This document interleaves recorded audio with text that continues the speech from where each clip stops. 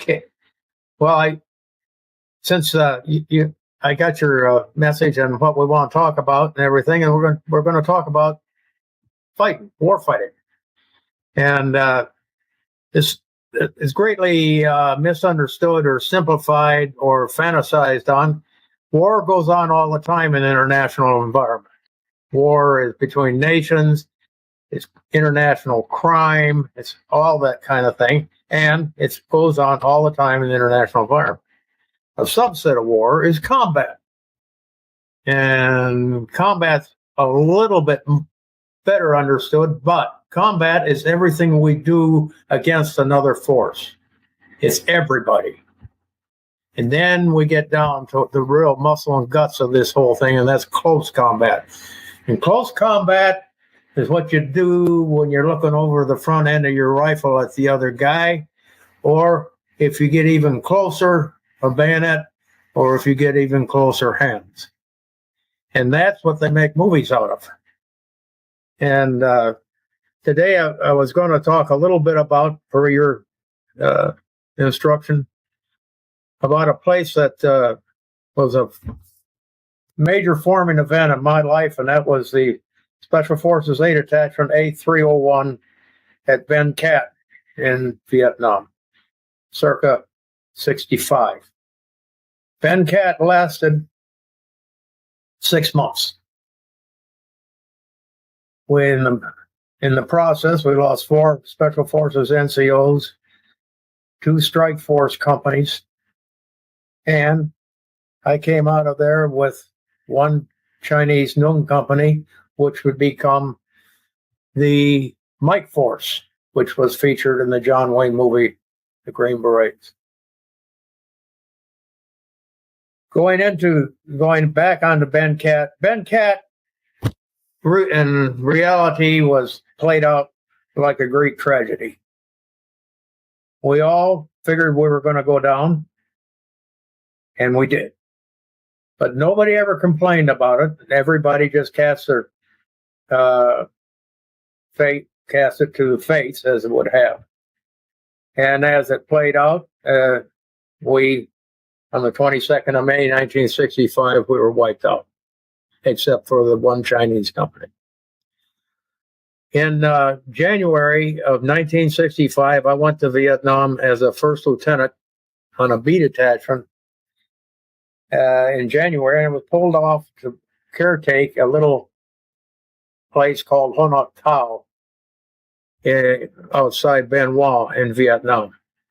At Ho Ngoc Tau, and very importantly for my conversation today with y'all, was 348 Nung Company. Now, Nungs were Chinese, and Nung loosely interprets landowner. They were patrons in southeast China around Canton, around the Canton area. And when the Mao Zedong Revolution went, they came south into Vietnam. A lot of my Nungs were in the French Foreign Legion. Some of them made the jump into Dien Bien Phu in 1954. Interesting sidelight on that is my head Nung, Hia Som, who was a personal friend of mine over my lifetime until I lost track of him, told me that at the height of the fight at Dien Bien Phu, they came up to a bunch of his Chinese and they put a funny shaped rucksack on their back and loaded them on an airplane. And the next thing he knew, they were opening the door and they were going out. And that was his introduction to airborne operations. They were captured. They were indoctrinated. And the indoctrination backfired on the communists because it made them even more anti-communist. These guys hated communism, and they knew it better than a lot of us did in our army. And I ran into 348 Company at Ho Ngoc Tau. Another Nung company at the same time from another Special Forces group formed up and went to Bến Cát. And Bến Cát was put there to open up Highway 13, which is not a good mission for Special Forces, A detachments. Special Forces A detachments do other things. But it involved a lot of close combat. We opened up, or we tried to keep open Highway 13 from Bến Cát all the way to a place called Bao Long. It was about past artillery range. It was about 18 kilometers. That's a big job. And the VC coming in from Cambodia and coming out of War Zone D, which is immediately to the east, Bến Cát sits right in the middle of those two areas. And it was a major traverse point. And if you think we weren't running into these guys all the time, we did. And it's kind of a catch here, Mike. And an A detachment site, it was, you're supposed to go out and pacify the area. You go out, you come back in, they say, well, did you have contact? What happened, and so forth. At Bến Cát, there wasn't any question about did you have contact. It was what and where and when. Because every time we went out, we made contact. The nighttime came and we got mortared a lot of the times at night. And this gave rise to a very interesting situation in 3rd Corps, where we were under Detachment C3, because every night in the A detachment site, you had to send in the daily opsum. And it had to go in by, I guess, I can't remember the exact time, but before 2300, before 11 o'clock at night, unless there's operational traffic. And about 2100 every night from the Iron Triangle right across off my doorstep, the mortars started firing. And that took everybody off the net. We were on the net from there until the stuff stopped in the wee small hours of the morning. So the big complaint was, and the other A detachments was, get your opsum in. They said, we can't, because Bến Cát blows us off the net at 2100 every night. And we were waiting for them to stop fighting until we can get our operational summary. Anyway, just kind of a lighter part of a tough situation. I arrived at Bến Cát on the night of the eve of Tet, the Chinese New Year's. And there was a lot of drinking going on among the strike force. And my A detachment, such that it was, had already had 2 of their NCOs killed. The team sergeant and the detachment sergeant, Sergeant Seegers, and Sergeant Panola. The XO had sprained his ankle real badly on a pay jump outside of Tudog. The CO, the detachment commander, went down with bleeding ulcers about 2 weeks after he got there. And the radio operator, the head radio operator, went nuts. I also had the infantryman, who was supposed to be a E7, was a Spec 4. And he was absolutely useless. And I got him reassigned out of there. So I actually started off with the old A detachment of about 7 guys, plus I brought in with me 5 people. And on the eve of Tet, we got the mission to open up Highway 13. So we took off that night, and that was the first hill outside of Bến Cát we made contact. And it just went on for the rest of the day until the convoy finally went through. And the convoy went through, and everybody ran and jumped on the convoy to go back. And I was thinking, hey, we got to hang on to this place. But they went. The strike force guys all went. I got back in the camp, and I took stock of what we had.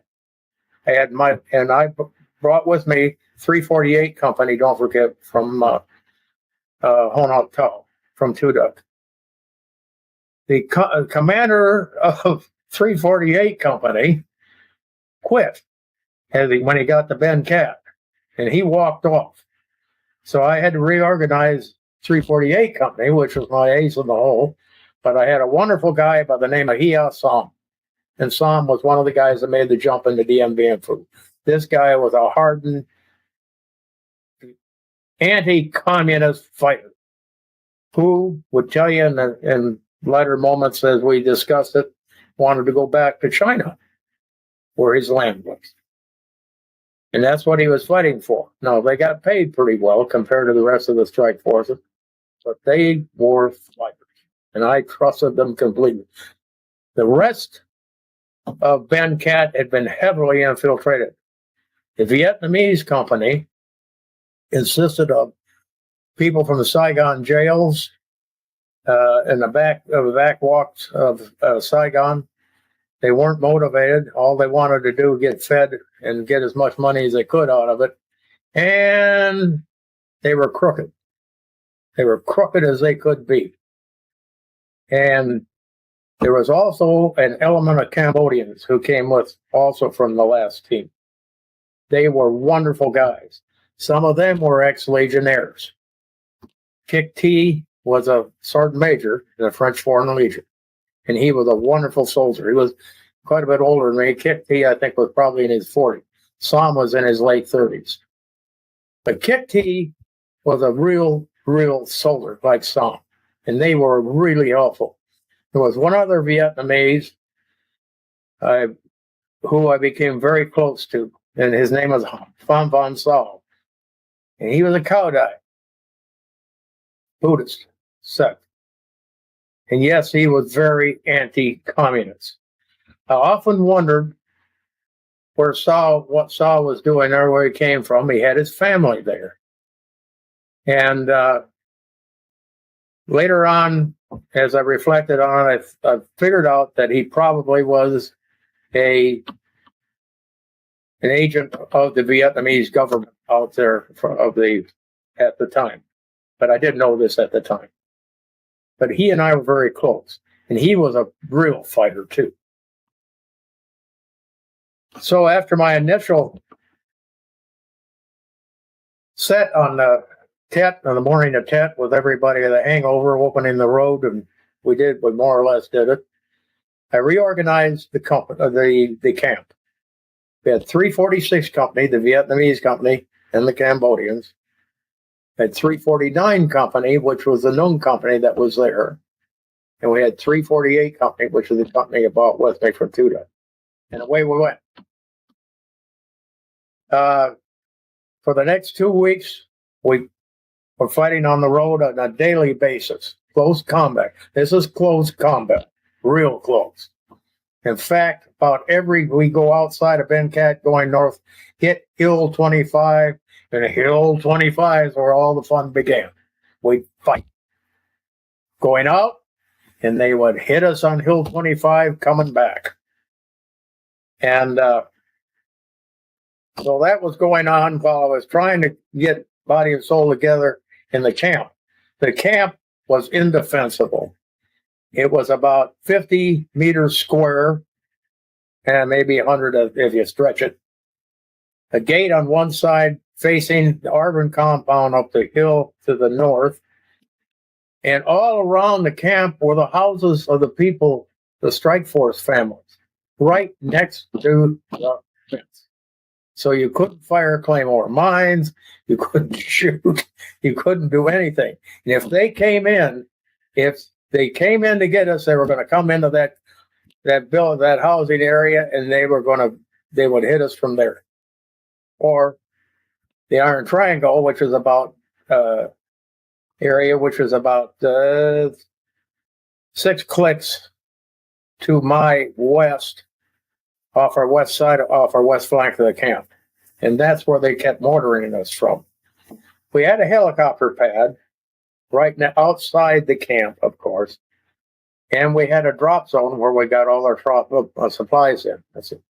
And that was an interesting exercise too, every time we did that. So 2 weeks into it, we were getting ready to go out on a Friday afternoon, and there was a coup d'etat in Saigon. And the instructions I got at that time was no American was to leave the camp. No strike force elements were to go outside the camp.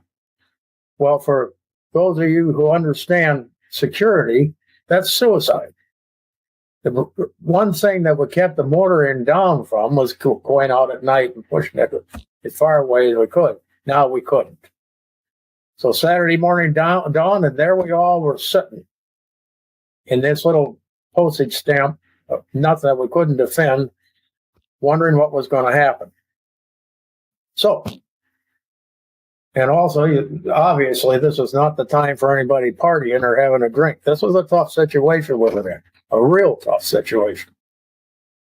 So we decided to do what GIs will do at a time like this. That, well, we'll just have to play cards. So we started a poker game at 8 o'clock in the morning. And the poker game went on all day long. I was losing my ass in this game. Now, the stakes were real high. We were playing for piastres, which were $1,500 for $1. But anyway, I was losing terribly anyway. And we got our Chinese interpreter to come in, and we duped him into playing. And he was smart. He was winning like crazy. I was the only guy losing. So we went on all the way through the day. It was starting to get dark.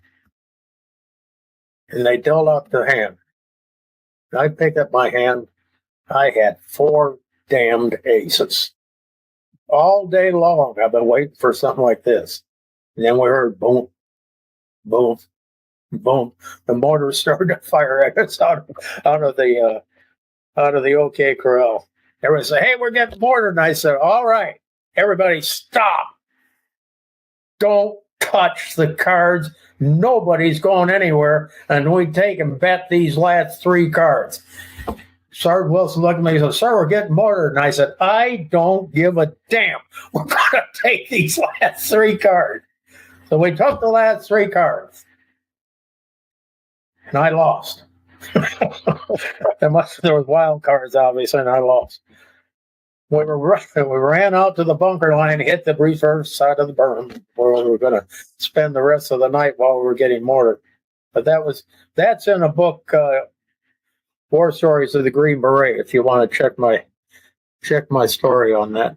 And so the coup d'etat ended in Saigon. We got Nung Key in charge, and we went back to war again. And throughout that area, throughout that time, you have to understand that the unrest in that strike force was incredible. I don't know, 20% of them are from out of the jails in Saigon.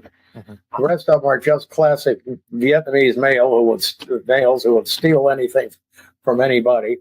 And then the 2 Chinese companies. So there was unrest in the camp. Master Sergeant Juno, my detachment sergeant, told me after he came in, I got him in there, and I made a deal with him at Fort Bragg. If I got a detachment site, I would get him in, and I got him. He was a terrific guy, experienced, and incidentally, he had been captured in Korea and escaped. Keep this in mind. And he came to me and he said, "Daiwi, I figure probably 10% of the Vietnamese strike force, the Vietnamese company, 346, is infiltrated is a 5th column. They're watching us. They got us. So you have to really be very careful what you're doing when you're fighting up north on the road, because you don't know you got to make sure you know who's in back of you." So we went on through this turmoil, and we operated our drop zone with the drops coming in, which was an interesting thing. Yeah, we used to get medicinal alcohol, and this is for dental purposes only in our detachment medics. But this was ethyl alcohol. It's a straight old ethyl alcohol. So when the drop was coming in, everybody was running across the drop zone to get the bottle of ethyl alcohol. Everything else, we would get that after that, but you had to get that secured. On about the third week in March, I got a call from the Sea Detachment that CBS wants to send a crew out to go on an operation out of Bến Cát if you think you're going to have a contact. And I told the colonel, I said, if I think I'm going to have contact, all I got to do is walk north 10 clicks out of Bến Cát, and I'm going to have contact. He said, well, that would be a great idea. This guy's a new guy, Morley Safer, and he's never seen any combat in Vietnam, and he was hoping to kind of see something. Just send him out. We'll do it. So they sent Morley Safer and his crew out. They came. They had tons of equipment, cameras and radios. There were three. He had 3 carriers and himself from CBS. The way we went on Sunday, and we headed up into an area which the first group guy, Special Forces guys, had dubbed the OK Corral. The reason why they call it the OK Corral is because on about the third week in December of the previous year in '64, they had gotten a hell of a fight there. They got out of it, just barely. And it was on the anniversary of the gunfight at the OK Corral. One of the writer sergeants said, hey, we'll call it that.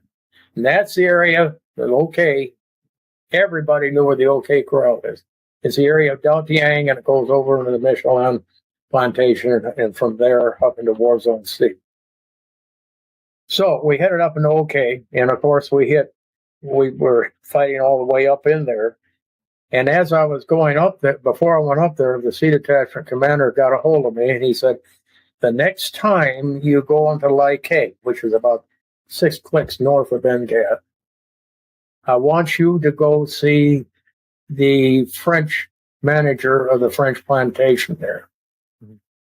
And I want you, Capt Stringham, to give him an ultimatum from the United States of America, particularly the Army, that if he doesn't quit aiding and abetting the VC,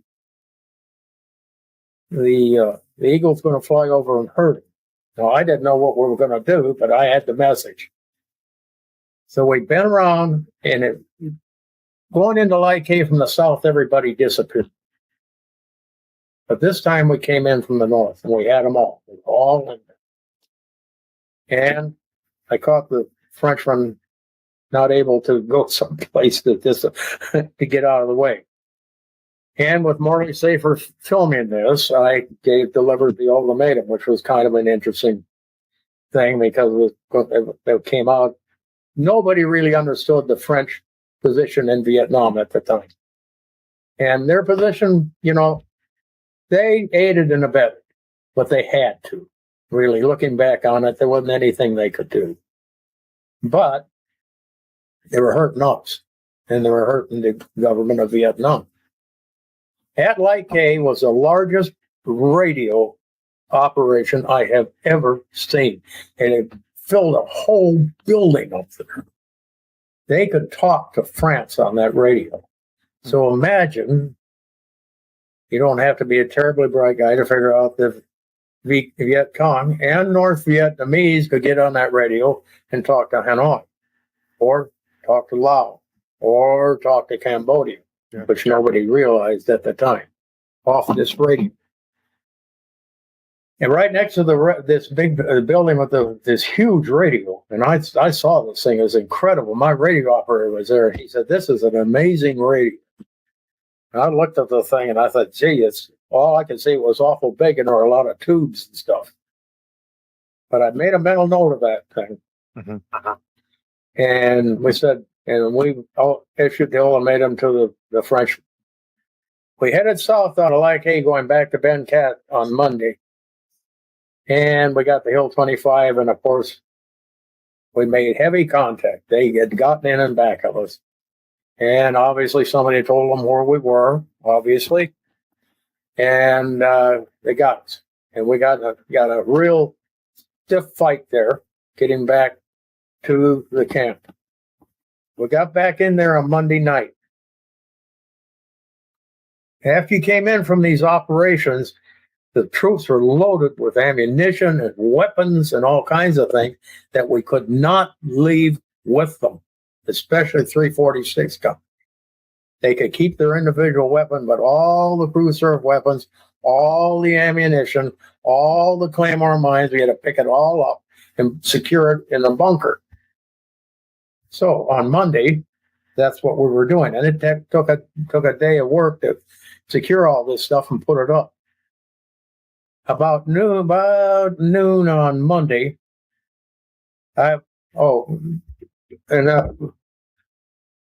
we kept, of course, we had a radio operation in a little stone building right in the middle of this 50-foot square camp. And somebody had to be responsible for that, and somebody had to be on the radio. That was my turn that Monday noon. Everybody went off to get something to eat, went up to lunch, and have lunch. And I was standing there looking at the sky, and Sam came up to me, the gnome. And he spoke French, and I spoke just enough French so that we could communicate. And he said, "Die oui." Whenever they called me "Die oui," I listened. That's Vietnamese for captain. But and I said, "I'm going to say, hey, die oui." And the gringo, the Covans also called me "Die oui." He said, "We've got a problem in the city, and down in Bến Cát." And he explained it to me. He said his Chinese were at a little place where they eat down in Bến Cát, and they were all sitting at the table eating. And this Vietnamese lieutenant came up to him and raised hell with them for not being respectful. And of course, everybody's losing face. And Sam got the guys up, and they came back into camp, and they said they were pretty angry. And I said, "Okay, Sam, I'll take care of it. Just leave it with me." And I intended to take care of it after clock time, which was usually at 2:00 in the afternoon. I should have done it. I should have done something about it right away, but I didn't really know what to do because you couldn't find anybody in the camp except me and the 2 radio operators and a handful of Strike Force guys. But I should have tried to do something about it right then. So everybody came back in the camp. Sam had his whole company out in a formation on the west side of our team house, this little stone plantation house. Morley Safer was someplace inside too, but he was doing something of his film. And all of a sudden, shooting started, a lot of shooting. And the rounds are going right through the team house, going to the east side from the west side. The 346 Company, the Vietnamese company, was on the east side, and they thought we were getting attacked, which is reasonable. They manned the other side of the berm, were shooting back into the camp. So get the picture. This little stone house that I was sitting in with Morley Safer and my 2 radio operators was like a pincushion. Thank God it was stone. And some of my NCOs had come back in, and they said that the detachment commander, who was a new guy who had just come in, the lieutenant who confronted the Chinese in the village, had come into the back of the formation, yelled at them again, ran through and pulled his pistol out in front of these guys, who, don't forget, were still armed from the operation, and they let them have it. All 150 of them. And so the thing was going, and about that time, of course, a helicopter came to pick up Morley Safer. And it was flaring out, going to land in the middle of the camp, which was very unusual. We didn't like that, but this was a special deal. And Roy Jacobson and Sergeant Thomas, when we had a radio outside of the team house on the porch so we could talk to the aircraft. Ran out, and Roy ran out in front of all this stuff flying around, grabbed the handset, and said for everybody in the world to hear, No, don't land here. We got a hell of a shootout going on right now. This was very audible on CBS 3 nights later in the United States. Another story on that one. The helicopter got hit and it flared off and went off. And about that time, my XO had gone over to the dispensary because we had a little Vietnamese woman over there. And she was, bless her heart, I could see that conical hat of hers down. I could just see it sticking up over the sandbag. She was in real danger. And Lieutenant Kabasic went over there to try to help her out. I didn't send him. He went on his own. And he also was armed. Remember this because it's important. I yelled at him real hard. I said, stop where you are. Put your weapon down right now and drop your military equipment or you're dead. And he thought about it for a minute. And the look on his face was incredible. He suddenly saw what a bind he was in. He took everything off slowly and put it on the ground and walked back to us. At that time, I said to myself, we've got to stop this or there are going to be a lot of people killed. We've got to stop it right now. And I'm really the only guy that can do it because I was acceptable to both sides, all 3 sides. And I disarmed myself completely. I said, okay, here we go. And I stepped out. And Morley Safer came with me. And I'll tell you what, that took a lot of guts for him to do that.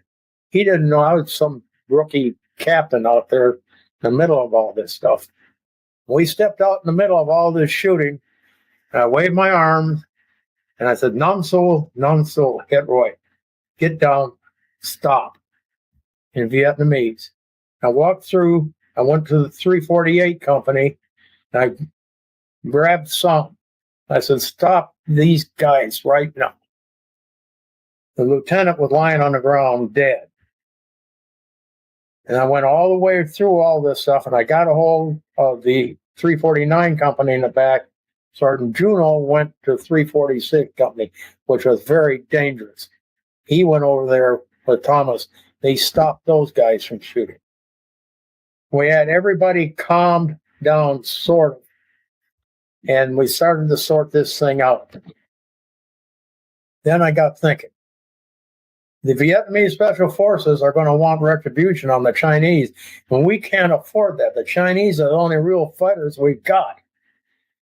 So I said to my medics, I want you to evacuate the lieutenant, the Vietnamese Special Force lieutenant.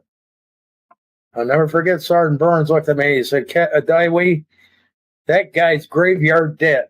And I said, evacuate the lieutenant. And he thought for a minute and he said, got it, sir. He's going out of here on a medevac alive. Of course, he was dead, as Doc Burns said. And he got him out. And when he left, at least everybody saw that the Vietnamese lieutenant at least was alive. He wasn't, but it looked that way. And he was being medevac. Everybody in the world, of course, came into the camp. And my problem there was I didn't want anybody to do anything to the 2 Chinese companies. So that's really all we had left. Mm-hmm. And we talked it over with the Vietnamese leadership and came up with a compromise whereby I sent 348 company and about half my A detachment down to an old French fort outside of Bến Cát that night. So you could take them all, one back out there, and don't shoot your weapons, whatever you do. Just be quiet. Sam understood this. And he moved the people out, and they went down to the old French fort. We put the lid on this thing, and of course, we got Morley Safer out of there, and that all hit TV about 3 nights later. I got a message from the Chief of Staff Army. right after that. Actually, my commander did. And his name was General Johnson. General Johnson was a very devout individual who had a thing about using profanity and vulgarity by the non-commissioned officers and officers in their conduct of their duty. And the message read like this. He came to COMUS MACV, and all of us to me.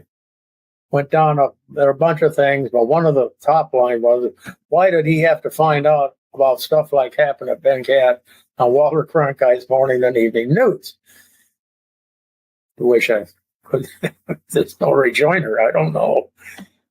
And then the last line was, he wondered if the non-commissioned officers and officers at Bến Cát were aware of his policy about the use of vulgarity and profanity in the execution of their responsibilities. Remember, when Roy Jacobson went out there and grabbed and said, "F no, don't land here." It was very odd. I've got a copy of this given to me by CBS, and there's no question about it.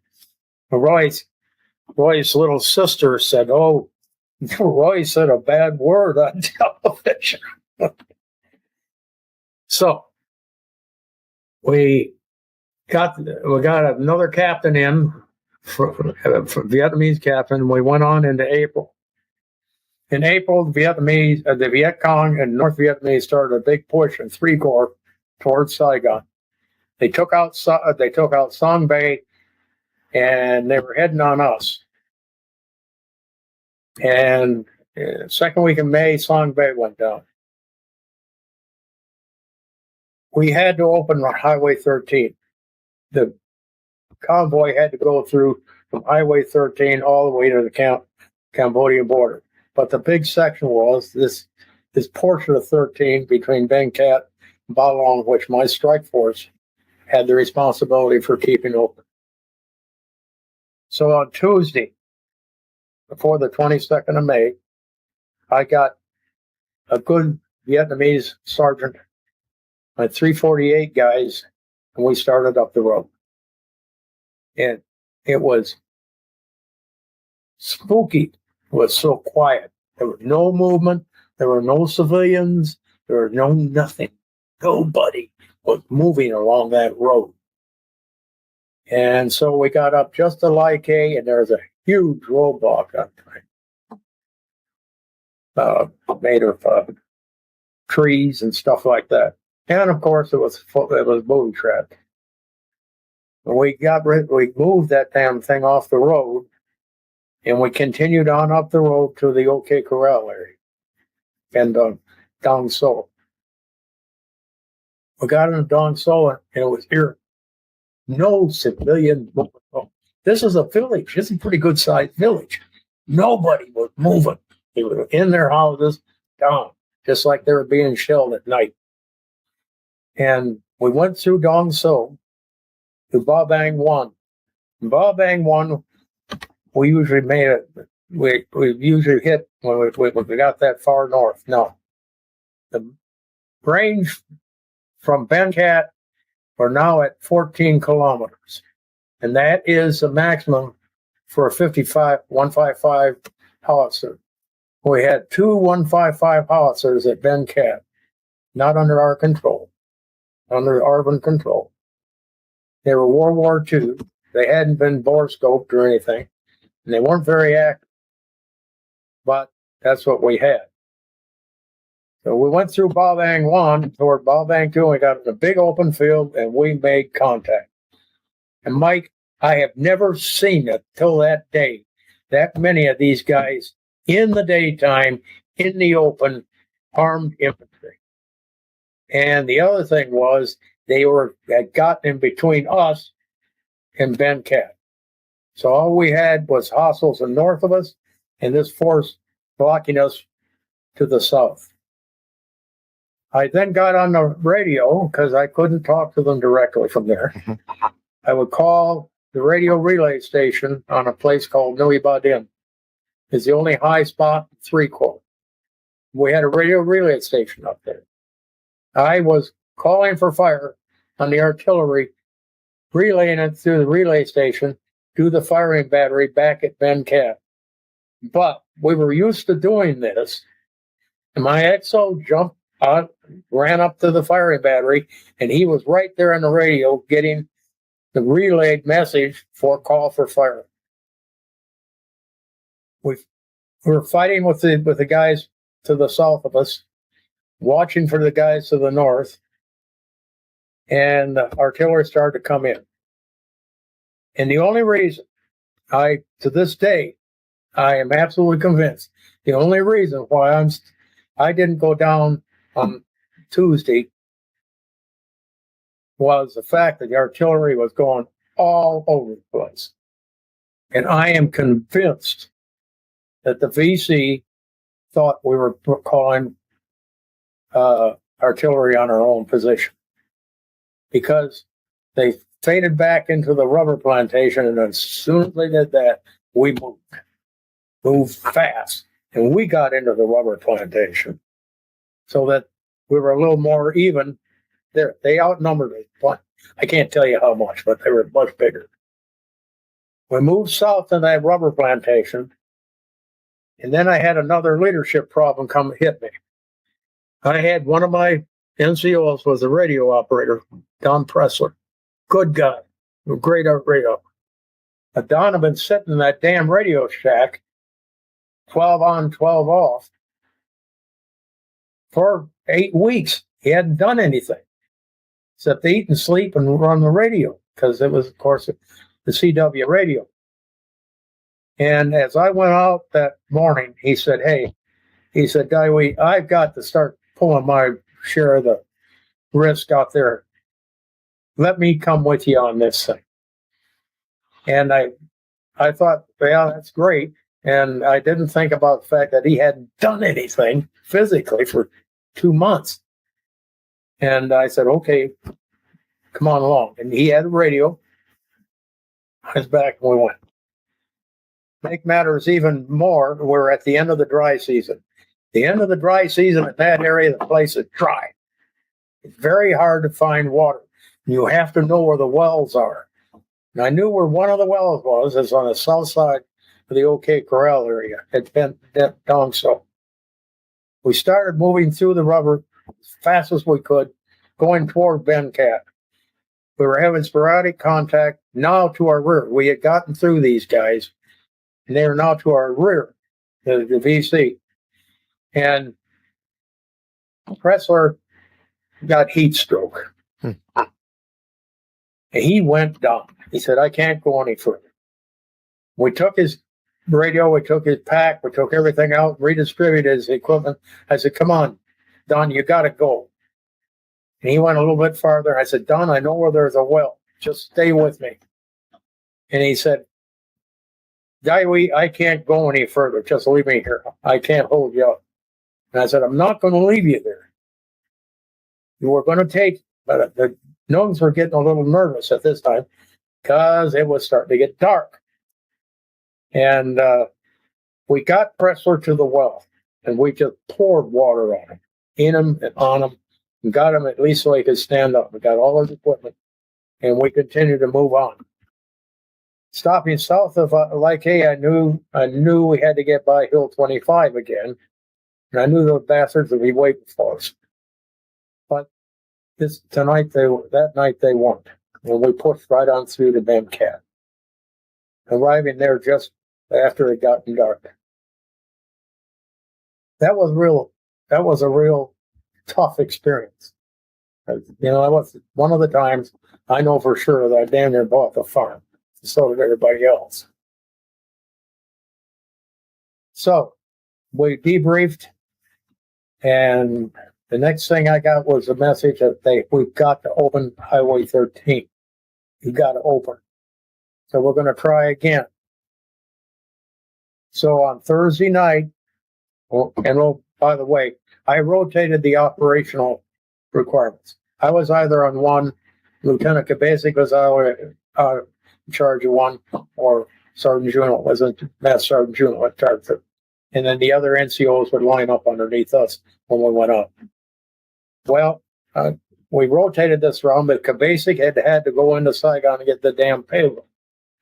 So one of us, either June or myself, were going to take the next one off.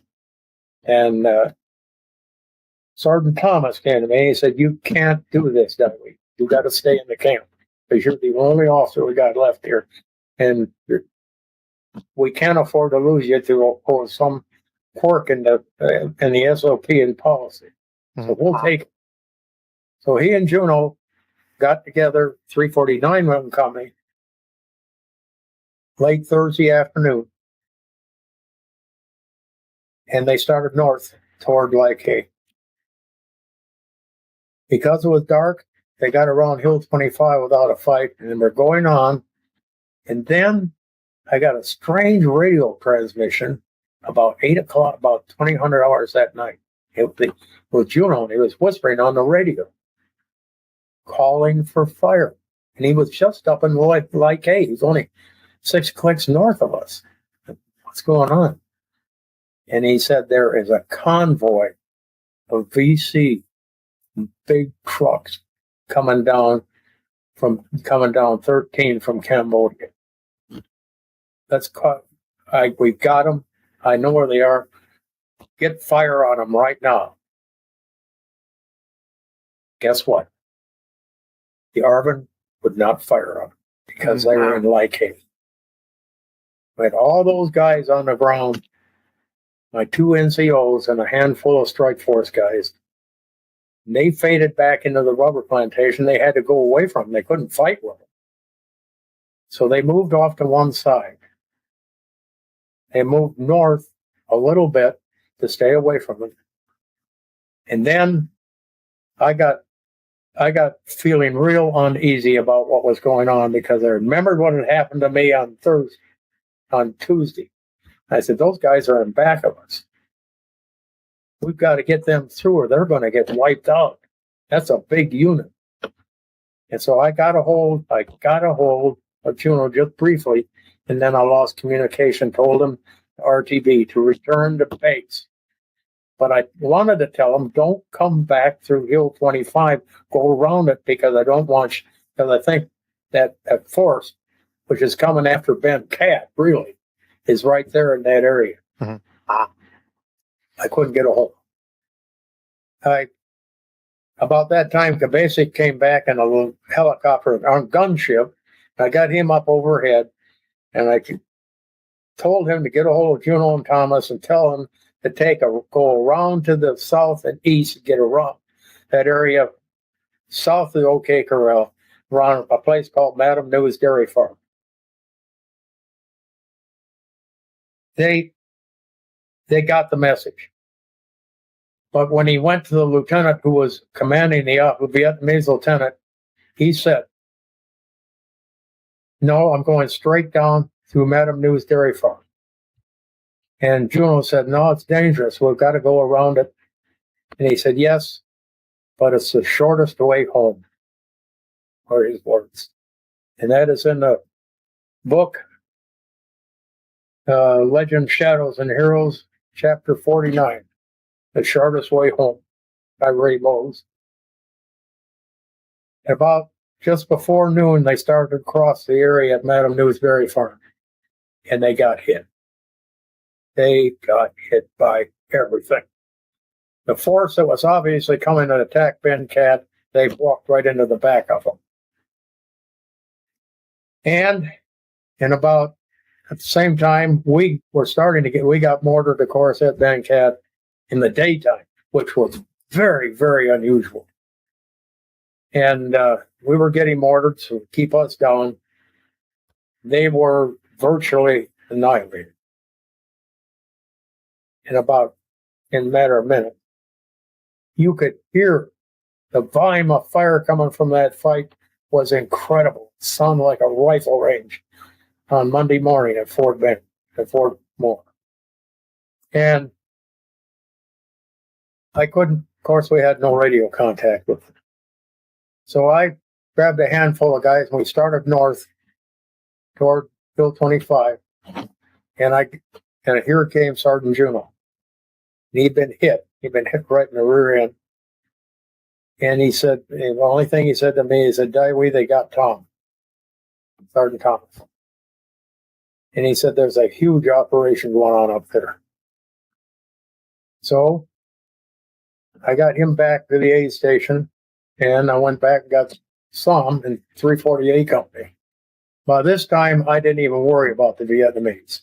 I just was running the show. I said, we're going to move up and we're going to do this. And Sam and I moved up toward Adam New's dairy farm in Lycay. We had sporadic contact going up, but not much. And then we busted out into the open area at Madam New's dairy farm. I've never seen anything like this until that day. But everybody was lying dead on the ground. Some of them had the tops of their heads shot off. All the weapons were gone. And as I said, I've never seen anything like that, but I was pushing on these guys, and I finally got airstrikes in from Saigon.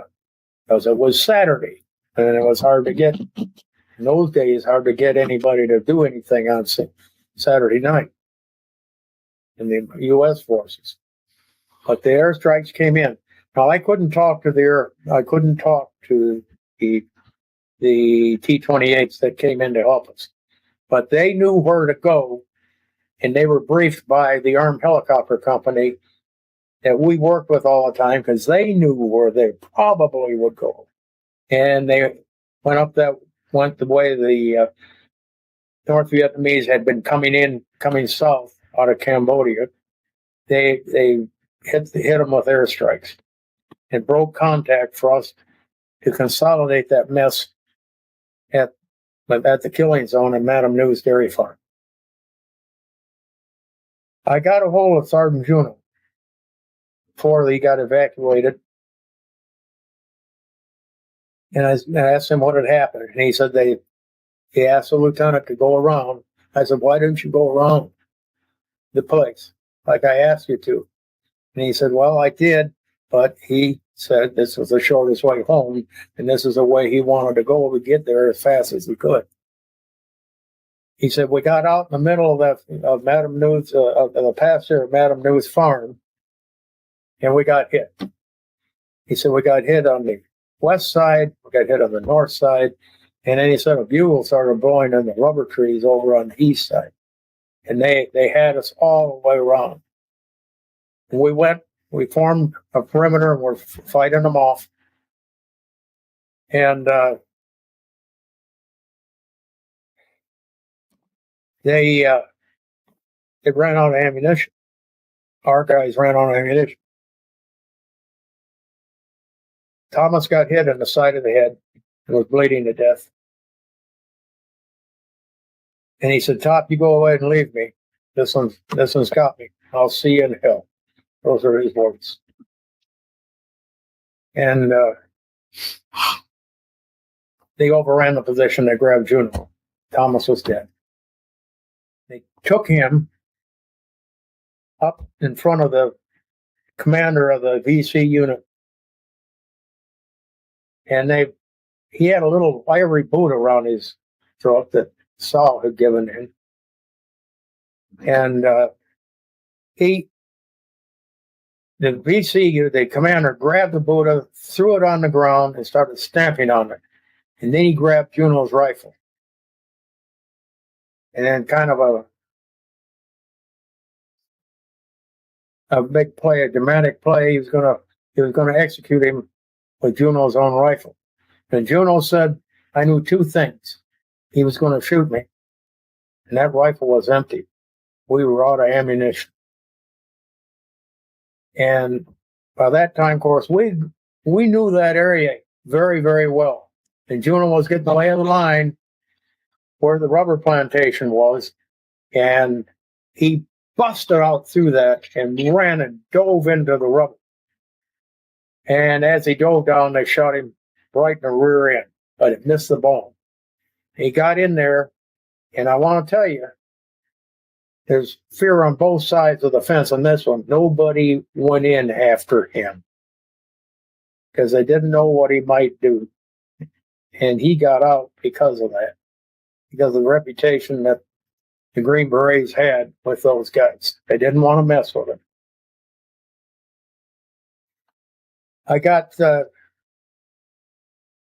We evacuated Sergeant Juno to Saigon with the armed helicopter company. And the hospital was right in back of their villa. I'm trying to catch my. I moved with the force down the road into Bến Cát. And as we got outside the camp, Von Sal's wife came running up to me. And I want to tell you, I would rather have seen my own mother at that day than see her at that time. And she came up to me. She held on to me and she said, "Die we saw?" And I said, "Yes, he's dead." She burst into tears, and you know the rest of it. I got her and her little kids evacuated to Tainan from where they came from later on, a couple weeks later. On the lighter side of things, they got Sergeant Juno into the hospital, right in back of the armed helicopter villa. And they knew he was there. They knew him. We knew we were all very close. We knew everybody knew him by name on the radio. Would fight in one fight after another. Anyway, Captain Bill Frick, who would in about 2 weeks from then get the Distinguished Service Cross at Dong Xoai, said, "Hey, Sergeant Juno's in the hospital. Let's take over some whiskey to him." So they cut out the top of a Coke can, poured whiskey in both. They walked over to see Sergeant Juno and his other Special Forces NCO in the hospital. They walked in. They gave him this can of Coke, and Breaker said they looked at him like they were some kind of drip. They give him a can of Coke. He said, "Taste it." They drank it. And the armed helicopter guys left. About an hour later, over in the villa, there was some yelling and screaming going on. And Bill Fricker tells the story. He said the head nurse of the hospital was down at the bottom of the stairs, and she was reading everybody the riot act for taking Juno that whiskey over there. Anyway, that was the end of us being capable to do anything in the fight against communism in that area at Bến Cát. It's just myself, 2/3 of an A detachment, and 348 company, and the Cambodians. About 2 weeks later, we were told to leave and close out the whole place, load everything, including the ammunition, which we had a lot. The trucks go down Route 13 to the south and go back to Tuda from where I had been a couple of months before that.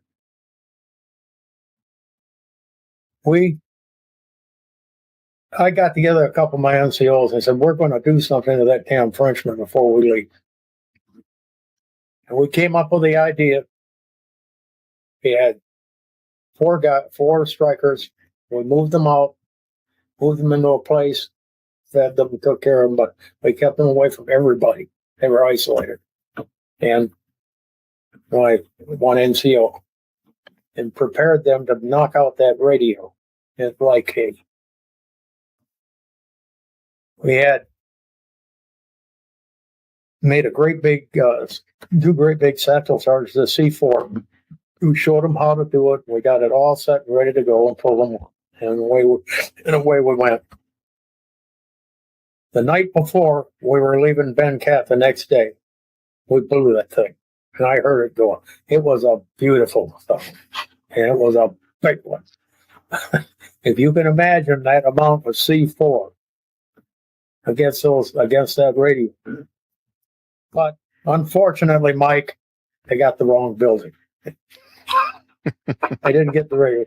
but they got the headquarters, the French headquarters. The next morning at the district headquarters, which was outside my camp in Bến Cát, the Frenchman showed up and said, well, what are we going to do? We've been hit. The Americans have hit us and everything. He said, no, the Americans didn't hit you. It might have been the VC. And what are you going to do? What are you going to do about stuff like that? And the Frenchman said, well, I'm going to have to leave. So, mission accomplished. As we went down the road on the 6th of June,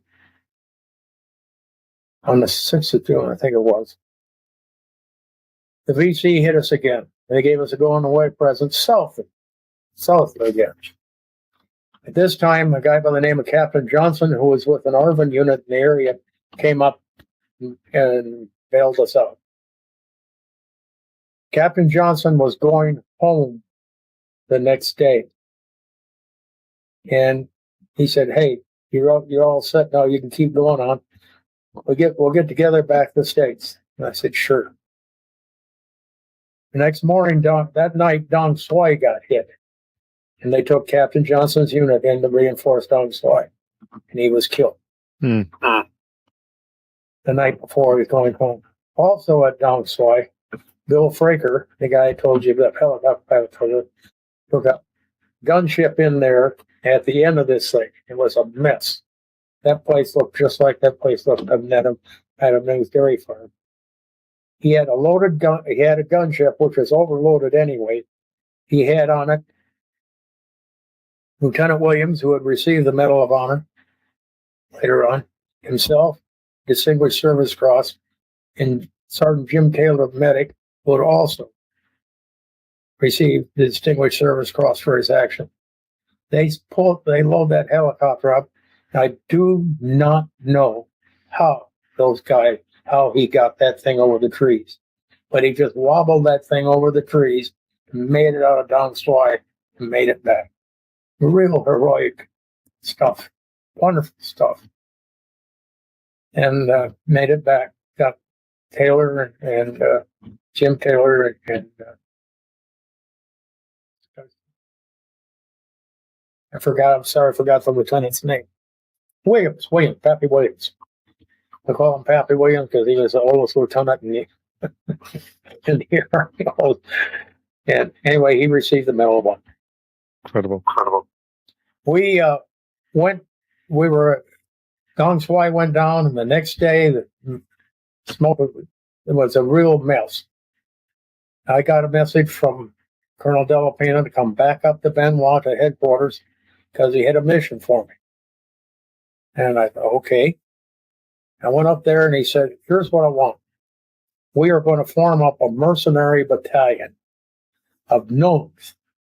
And you're going to go down in Cholon, recruit those guys and make it into a 600-man mercenary Chinese battalion. And I said, okay, fine, and breathed deeply. And I went back to the camp and I got a hold of Sam and we got to work. That's a big job, including 450 people. But I kept my Cambodians, and this is important for my story.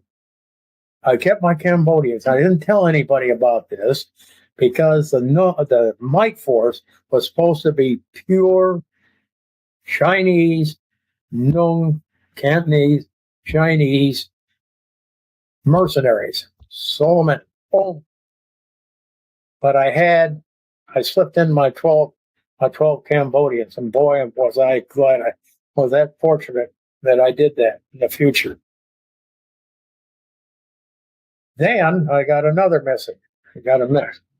That SAC was going to be used to hit the OK Corral. And we, in the next 2 weeks, and we were going to go in after the strike and do bomb damage assessment of hitting the OK Corral. Well, I went back and told my NCOs of what we were going to do, and you can imagine the enthusiasm they granted the mission that they're going back into OK right after what had happened. And I said, don't worry, the place is going to look like the moon. They said, well, it better, because going through OK is a suicide mission. Mm-hmm. So we had three. So we isolated everybody up. And I had part of an A detachment from Phuc Vinh, Captain Spargo. And one of his NCOs, I called him Gus, and I've forgotten Gus's last name. But I ran into him, incidentally, a couple years ago again. And they lifted us in on the north side of the OK. We were standing waiting to get picked up to lift in, and the SAC strike went in. You could feel the ground shaking from that thing. They could feel it in Saigon, they said. It was a formidable thing. I thought, they really tore that place up, I'm sure. But they didn't. They had a mid-air collision coming in from Guam. And they lost 1/3 of the strike planes. And of course, when you do that, you mess up their patterns and stuff like that SAC does with these things. And they didn't do much of the target except make an awful lot of noise. And I think that was the redeeming virtue of the whole thing. That was and vibration. We came in, and I looked out the door of the helicopter as we come in OK, and all the trees were standing there, and the only thing I could see was a huge black orange dust cloud all over everything.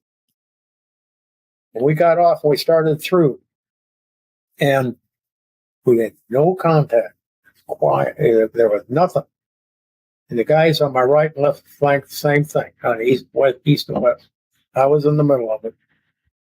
And we went on through, and my NCO said, hey, I think we're getting guys coming in back of us, which made sense to me. I wasn't surprised. So what we did was and you're not supposed to do this. We had demolition with us, but we made booby traps, which are the famous improvised explosive device. We made booby traps out of C4, and we put them right in back of our trail as we went. We started putting these things out. In about 15 or 20 minutes later, we heard things start to go off. So we knew that we were being tracked. We got into the middle of that. We found a huge complex. It was so big that we couldn't do anything. We were just 6 people. And I just reported it, and I said there was a big bunker with a huge cover on top of it. And it turned out later on when the 173rd went in there months later that this is a huge cache of weapons and ammunition and a headquarters for the people coming in between War Zone C and War Zone D. But we couldn't do anything about it. It's the market from the air. Call the guys up in the air and say, we are in the middle of one of the biggest things I've ever seen in Vietnam. They marked. We got down to the south side OK, and we started out into the rice paddy as the helicopters are coming in to get us, and we got hit. We got hit from the rear, and even our improvised explosive devices doing enough to keep back far enough. We ran across the rice paddy under fire and jumped on the helicopters and got pulled back into Saigon, into the debriefing room.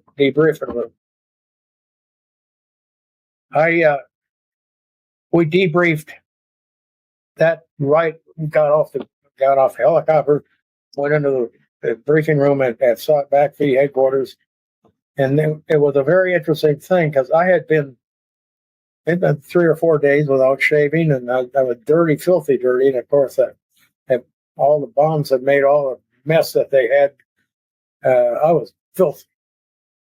And I walked in this booth and area with everybody, nice short sleeve khakis and everything. And General Westmoreland said, Captain Stringham took the recon through today, and Commander Sack was sitting at the table, and the Secretary of the Army was sitting. And I briefed what we had done and gone through. And General Westmoreland asked me, he said, what was the damage? And I said, sir, missed the target. Now let's talk about that. The SAC general sat up in his chair and said, Captain, are you sure? He was mad. Sir, that's the way it was. Yeah. That was the feedback from the first SAC strike in Vietnam and what we had done. Right after that, we went back to Tuda. We got the Mike Force together in the next 2 weeks, and I'd just gotten body and soul together and got this together. And I got a call from Colonel Delapina to get right up to the headquarters because he had a mission for the Mike Force. Now, Mike Force, everybody was in the Mike Force that was in that era. You have to understand this. It was a real famous thing. They made movies out of it and all the whole darn. But they had all kinds of, how did you come up with Mike Force? And it was very simple. I said, well, it's a multi-purpose, this and that and everything. Like, you know how military guys come up with planners do things. The simple answer was Miguel de la Pena was the commander of the C Detachment. It was his Mike Force, so we called it the Mike Force. And years later, everybody was still trying to take credit for it, but that was the way the Mike Force got its name. And anyway, I went up to Benoit, and they said, we're going to put you in the Budap. No, in the Bujamop, they're going to get overrun. And we don't want another Dong Suai or another Bến Cát. So we're going to put as many of your Mike Force guys we could get together on 2 123s because helicopters don't have the legs to get out to the frontier. So you're going to have to go on 123. 123 in that era with planning purposes, took 30 combat loaded troops. We put on 2 123s, 150 troops.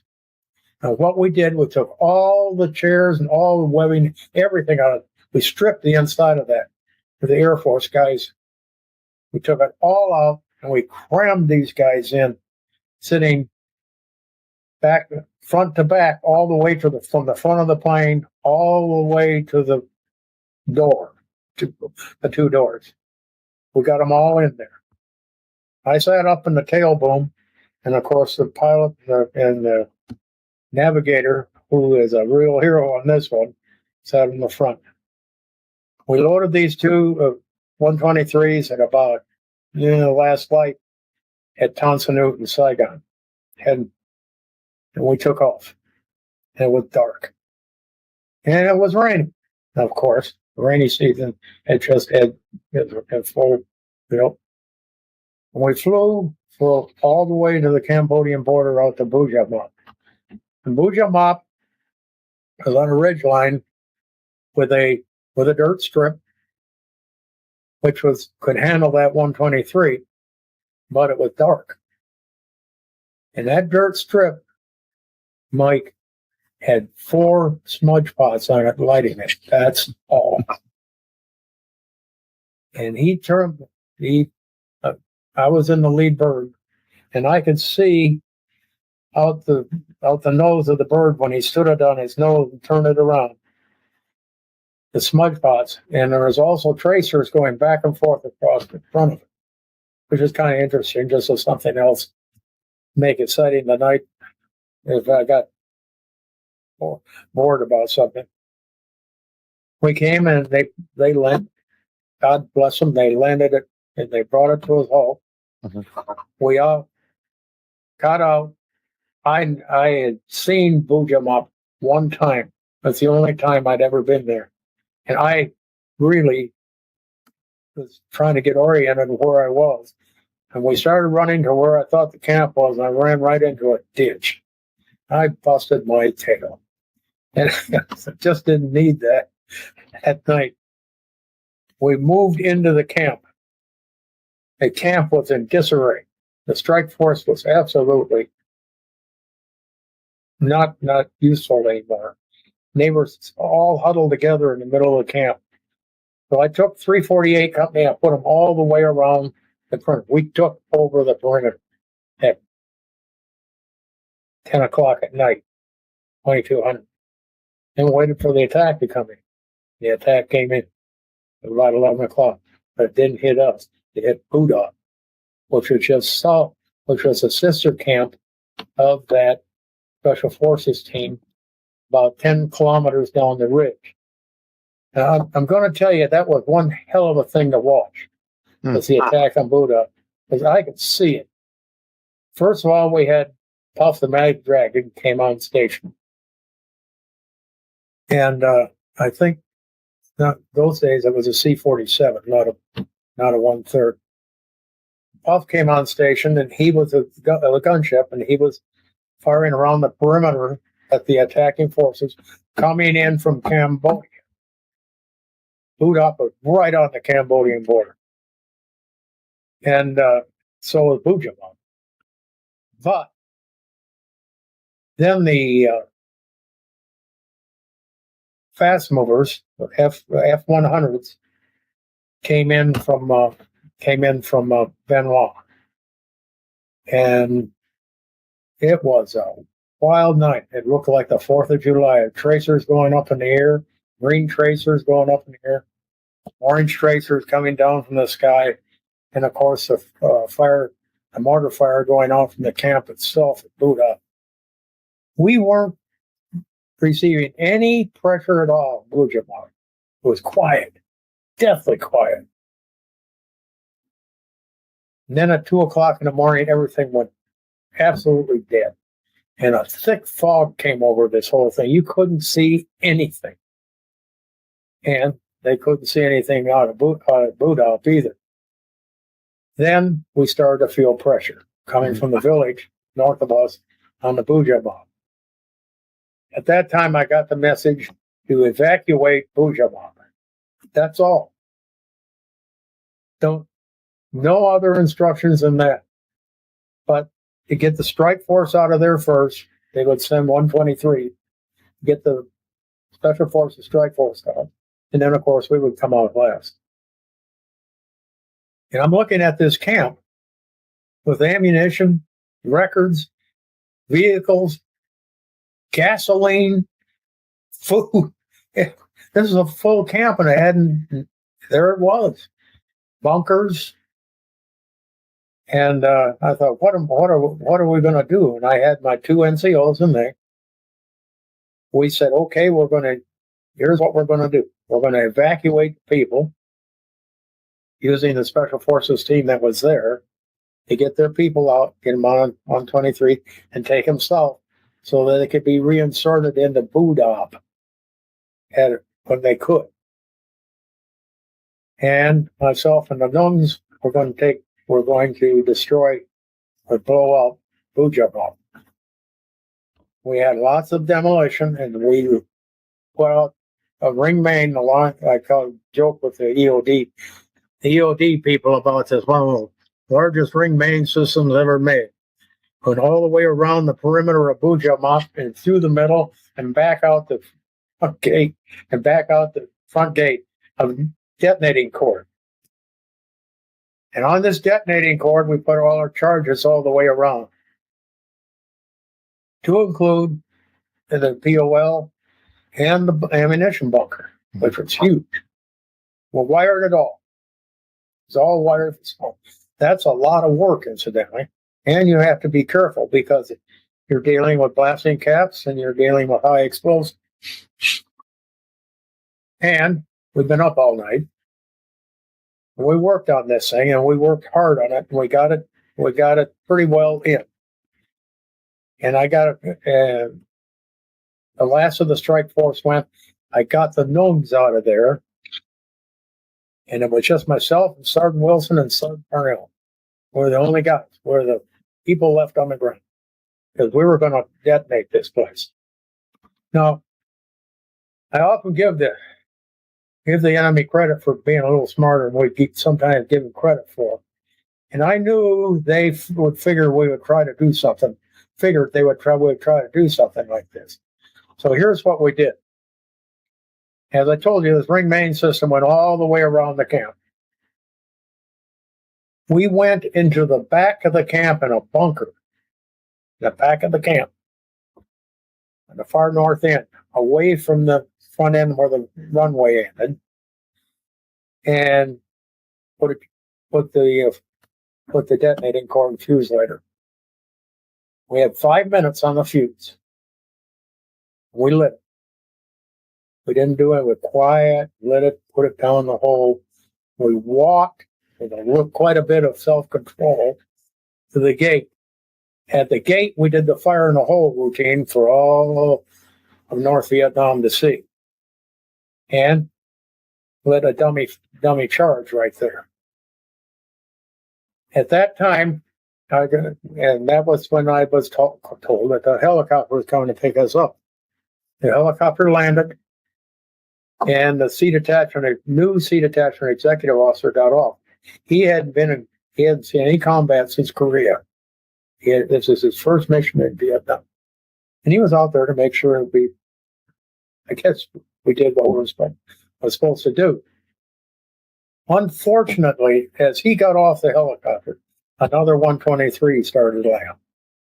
And of course, we couldn't talk to the 123s, but the helicopter pilots that have been could.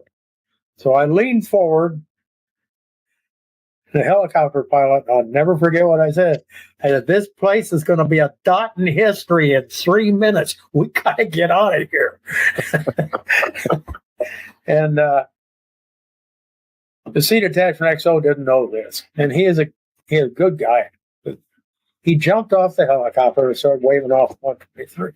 Well, the pilots had already called 123 to pull up. He was pulling up hard. He pulled up hard out of there. We hovered down the strip in that helicopter. We got to the C Detachment XO. I had him across the skid and partway in the helicopter. And that guy in the front seat was pulling pitch and gaining altitude fast out of there. We flew out of there and flew back into Song Bay, which was about 10 clicks away to the southeast. I got out of the helicopter and I looked back toward Bujamop, and it was just nothing but a black cloud. The thing had gone. Our charges had gone off, and I don't know how much we destroyed, but we destroyed a lot. At that time, I linked up with my Nung company, was also at Song Bay. And one of the senior special forces guys in here, he was my B Detachment commander, came out to me and said, I want you to take my force, go into Buda. And running about 48 straight hours by this time. Mm-hmm. And we said, okay, fine. And he said, I've got enough helicopters I can't put you all in at the same time, but I'm going to put you in outside the camp. We can't land you in the camp. I said, I don't want to land in the camp. That'd be a suicide to land in that camp right now. So they, in a daisy train type of thing, they ferried us in to a LZ on the other side of the rubber plantation to the east to the south of Buda, where there were apparently no hostile force. They put us on the ground. I oriented the Nungs. Now, don't forget, nobody had ever been there before. And I had seen it, that's all. And I said, here's what we're going to do. And I said, we're going through this rubber. And I said, do not stop. Whatever you do, We're going to hit somebody, get rid of it, and keep going. Because I do not want to be trying to enter that combat area around Buda after dark, because then we'll really be in very serious trouble. Because it's hostile fire. Fire is fire, whether it's hostile or friendly. And if you get in between the two of them, I can tell you it's a dangerous thing. So we moved through the rubble. Boy, I was proud of the Chinese. They didn't let anybody get in their way, and just looked the other way because they got rid of them. And we went through, and we came up on the runway at Buda, and I looked across at the gate. The gate was open. Can you believe that? Wide open. I thought we were going to have a big deal about trying to get through and all that. We ran in. We ran into Buda. And there was still activity going on in there. Enemy activity all around the outside. But we secured as much of the camp as we possibly could. Now, here's what I found out. Here's what I saw immediately. There was no water. Because the communists, the night before, had shot a bunch of people and threw them in the well. Women. I tell you they were women because I could see their odd eyes, and they were floating on top of the water in the well. That's why communists fight. And we were trying to figure out how we were going to secure this place. And Kik T, my Cambodian, came up to me. Now, he's a local. The Chinese were not. This is what I wanted you to remember. You take a mercenary force into someplace. You're an alien force, the same as the enemy. But what don't you have? I asked to my military audience. You don't have local intelligence at all. But I did, because I had my Cambodians. They had already gone out and around, because they're locals. Talked to the people, well, a lot of them were Cambodian, and got what had happened, had put up the night before. And Kik T came up to me, and he spoke French. Enough French, we could communicate. He said, Guy Wee, the lady that supports the Special Forces team, the Vietnamese lady, is a communist agent. She set them up, and she personally opened the gate to let them in. And there were some other things about that. The next thing, we put out Claymore mines. Next thing, Sam came up to me. He said, Daiwi, I want to show you something. Claymores have been turned around facing into the inside of camp. How about that? Or the wires had been cut on them.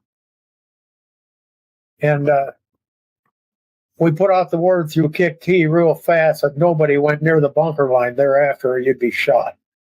And that stopped that right then. And we were able to put a body command control around boot up, and so we could go out and push out and see where these guys went to. I can't go in. There's a lot happened in the next 10 days and that. But I want to leave you with this. I went out of the camp to the west on the second day, and we went out. And there was a road in the jungle, beautifully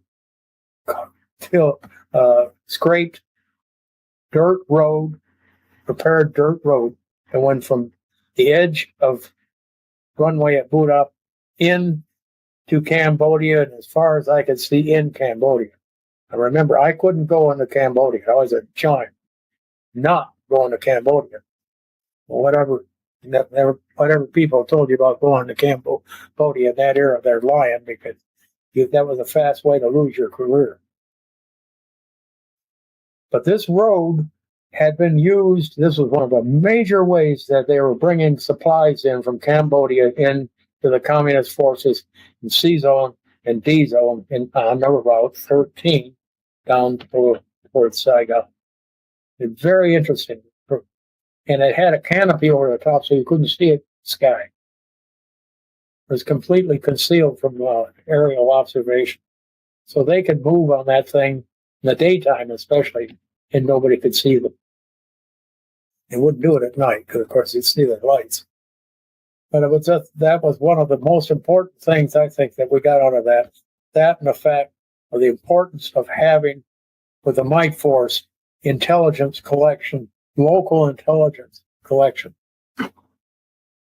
We secured from Boot Up in about 10 days and went back down to Honoktow.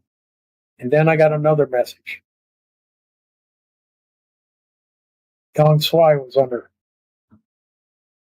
assault again.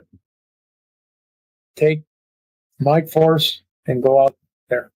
So this time I had to take 348 Company again, and part of one of the other companies, because they were green, they were good, they hadn't got into our system. You know, and it's like a professional football team. You put a good guy on it, where he doesn't know the way the thing runs. It's he's got to learn that so he can operate. That's the same way it is in the military. It's particularly with a mercenary force. But I had the Cambodians, and I took them with me because my lesson from Budap was very fresh in my mind. We don't have any local intel capability if you don't take the people that come from that area. That Vietnamese wouldn't talk to the Chinese, and frankly, the Chinese didn't like the Vietnamese either. So you have a hiatus there. The way we went to, they lifted us up and lifted us to Dong Swai.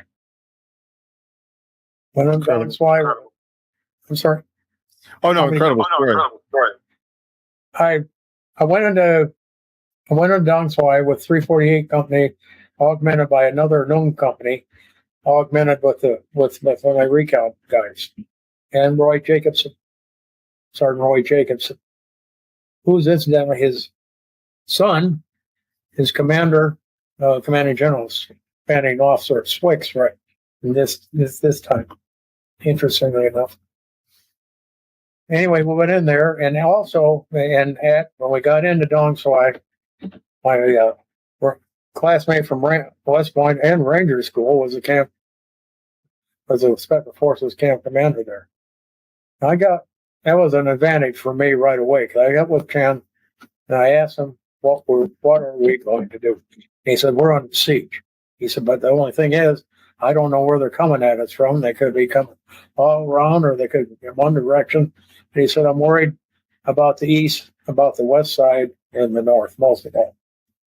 And there's a place called Ton Loy, a French rubber plantation, up north of Dong Swai, about, I'm going to say about 10 kilometers. And it had a runway. They had a nice runway up there. 10 buildings. They also had a holding, it turned out. Anyway, I talked to Chan. I said, I asked him what he wanted to do. He said, we got to find out where they are. I said, okay, here's what we'll do. Well, and he said, my strike force is heavily infiltrated. I can't trust any of them. In fact, I don't trust the Vietnamese Special Forces very much either. So I said, I'll take a recon out to the west, back toward Bến Cát, because I'm sort of familiar with that area, to see if they went that way, since you were concerned about that. I'll do it tomorrow morning, first light. Don't say anything to anybody. I'm just going to gather up my guys, and we weren't inside the camp anyway, we were outside the camp. We're going to go to the west. So Roy and I and the Cambodians, and 4 of the Cambodians, 6 of the Cambodians took off 2 o'clock in the morning, going west out of Dong Swai. Foot reconnaissance work is very important. It's also very difficult, and it's also very damn dangerous. Believe me.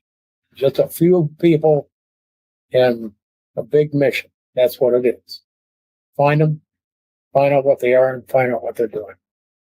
So we moved for about 6 hours, got light, and we were in We were coming out of a real thick secondary jungle. And secondary jungle is harder to move in than main jungle. It's certainly much more difficult than rubber plantation. And we were moving through this area, and one of the strikers up in front said he heard something, and it was we got with him, and he said it sounds like an ox cart. So I said okay. So I went to the edge of the clearing, looking out where the sound was coming, and sure enough, there was an ox cart. And I said okay, go on up there. I didn't tell him to go out. I said go up to the edge and see what that is. Well, fate would have they misunderstood me, and that's the fortunes of war. They walked right out into the clearing. They got him slammed. They walked right into a Vietnamese communist machine bunker with an RPD machine gun in it.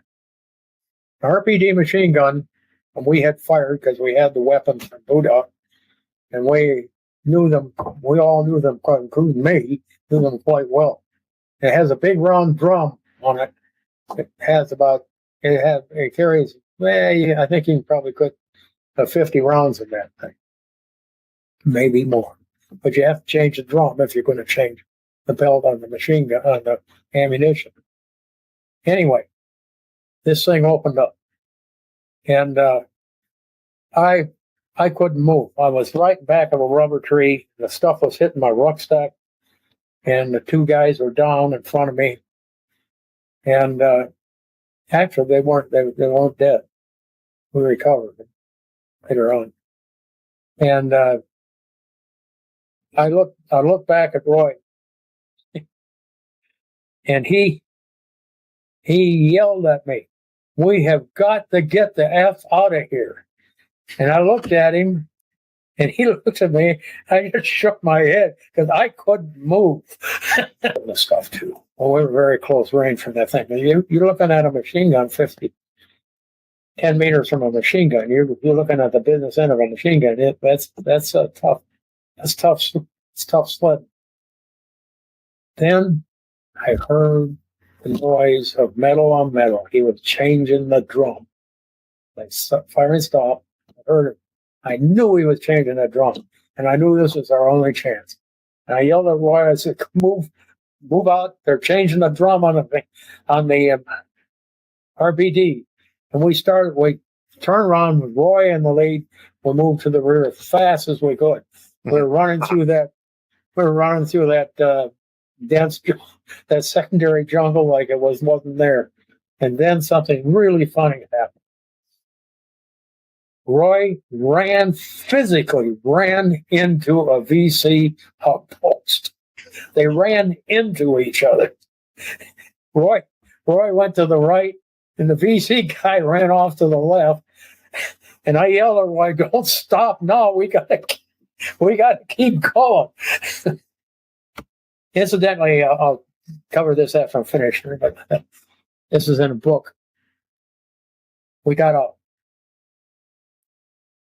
I got back and got briefed Green on it that there was an enemy force there. And by the way, when we were going out of there, the NVA were firing all around us. They were firing at the boogeyman, just like GIs do at a time like this. They knew there was an alien force in there. They didn't know where they were, except the guy that Roy ran into. And they were shooting in the air. But it was a good thing because we knew where they were shooting. We then, Channing heard that there was a bulldozer up in Clonmel. And we're going to go and take the Seabees who are rebuilding the camp there. We're going to go up and get this damn bulldozer. I wanted to go up to Clonmel about like I want another hole in my head. That's the whole area is dangerous. But mission's mission. So we started up there. And you remember I told you that Captain Johnson was killed weeks before that. We went up on the ridge line just south of Tournoy, where they ambushed the helicopters coming in to reinforce Dong-Swai. And bodies were lying all along that ridge line. The Vietnamese airborne. I didn't see any American, but I know Captain Johnson was killed. And I could still see their red berets were still on. I remember a tarantula crawling out of one actually as we went along. We got into Tournoy, and the bulldozer was there. But the French is a little smarter than we give them credit for sometimes. They had taken the distributor out of the thing, so it was useless and gone. So with all that effort to go up there and get this bulldozer, we couldn't get it out.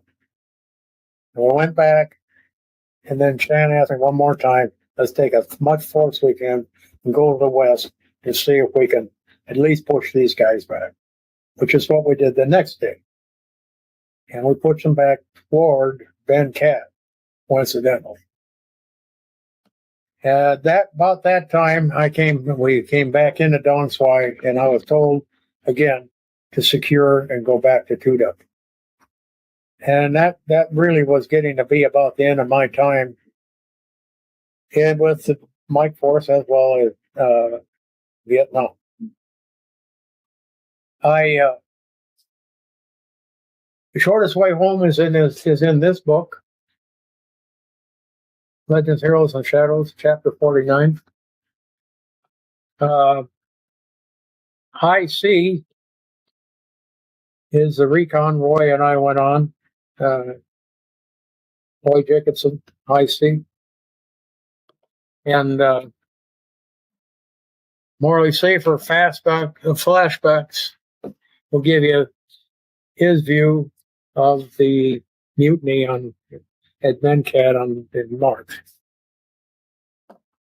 And really, that's about what did you do in the war, Daddy? But that actually is what I did for my time and my second time in Vietnam. And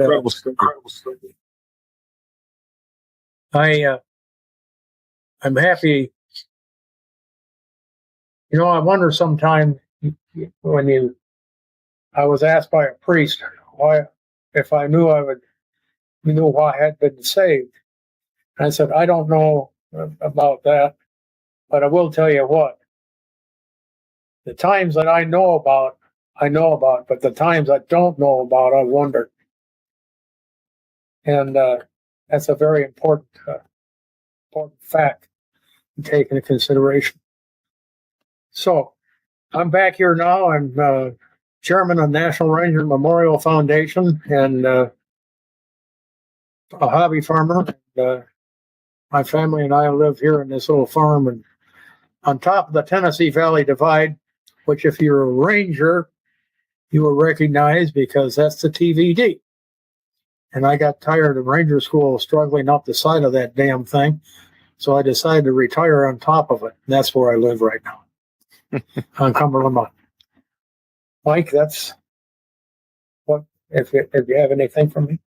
Yeah, I do. I mean, at the time, 64. I think you have been what, 25, 26 years old? What are your recollections? This has been about 58, 59 years, right? Since this happened. Pardon?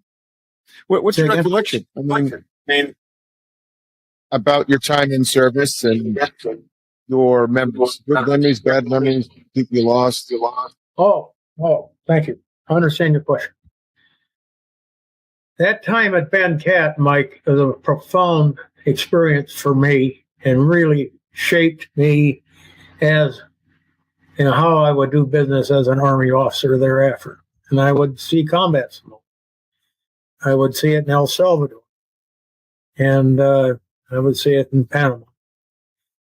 And it really shaped me for that and gave me the experience, but also outlined to me what my limitations were.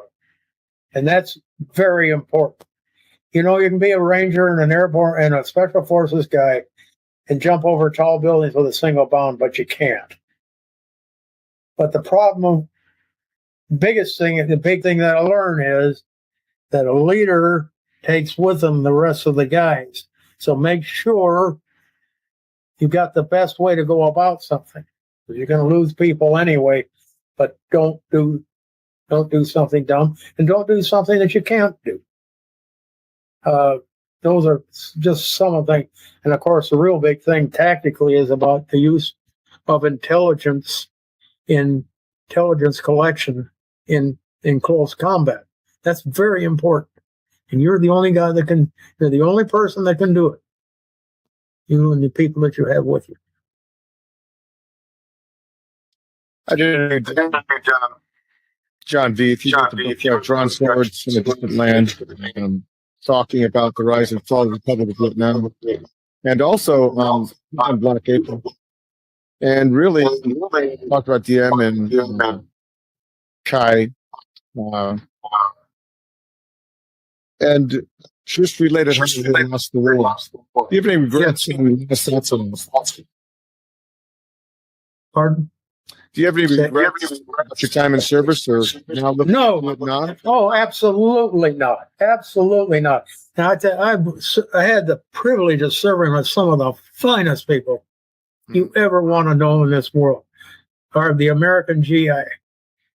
And the Special Forces and Ranger guys especially, but everybody, male and female, that I served with.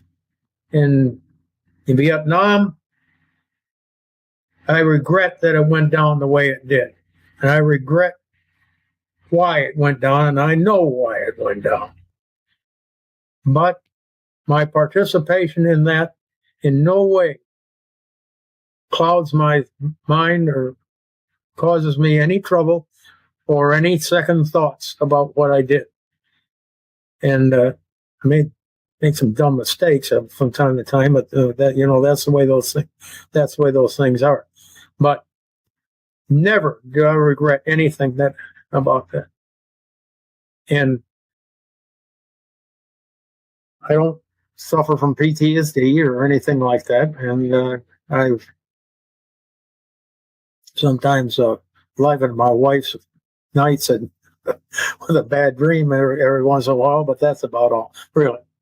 No, good stuff. I've seen a couple of your videos. You are such a able to your recollection. It's so good. I mean, you're the same age as my dad. He was in Nam from 52 to 72. I was born in Nam.